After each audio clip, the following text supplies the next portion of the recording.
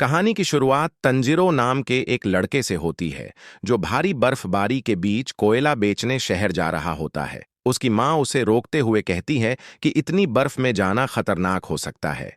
इस पर तंजीरो कहता है, मैं चाहता हूं कि नए साल पर हम सब पेट भरकर खाना खा सकें। यह सुनकर उसकी माँ खुश हो जाती है। तभी उसके छोटे भाई बहन भी उसके साथ जाने की जिद करने लगते हैं, लेकिन माँ और तंजीरो के समझाने पर वे मान जाते हैं। घर से निकलते वक्त उसे अपनी बहन नेजुको मिलती है, जिससे विदा लेकर वह शहर की ओर निकल पड़ता है। तंजीरो शहर में कोयला बेच रहा था। तभी एक लड़का किसी औरत से बचकर उसके पास आया और कुछ सूंघ कर बताने को कहा कि उसे किसने तोड़ा है। तंजीरो ने सूंघ कर बताया, इसमें बिल्ली की गंध है। लड़के ने पहले ही कहा था कि वह बेकसूर है। रात होने पर जब तंजीरो घर लौटने लगा तो एक चाचा ने उसे रोक लिया और कहा कि रात में जाना सुरक्षित नहीं है। रात को वहां डीमन घूमते हैं, इसलिए वह वहीं रुक गया। अगली सुबह घर लौटते समय उसे अजीब सी गंध आई। भागकर घर पहुंचा तो देखा कि उसका पूरा परिवार मारा गया है। वह हैरान रह गया कि यह किसने किया। तभी उसे पता चला कि उसकी बहन नेजुको अभी जिंदा है। वह उसे उठाकर अस्पताल की ओर भागा। वह बुरी तरह थक चुका था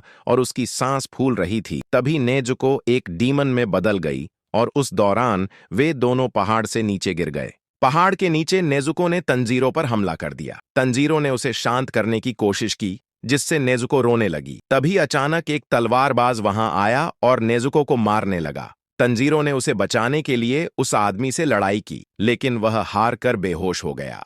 तलवारबाज को लगा कि अब नेजुको तंजीरो को खा जाएगी, लेकिन नेजुको अपने भाई को बचाने के लिए उस आदमी के सामने ढाल बनकर खड़ी हो गई। यह देखकर तलवारबाज ने उसे नहीं मारा और उसके मुंह पर बांस लगा दिया। जब तंजीरो होश में आया तो उस आदमी ने उसे उरोकोदाकी नाम के शख्स के पास जाने को कहा ताकि वह डीमन स्लेयर बन सके और नेजुको को ठीक कर सके।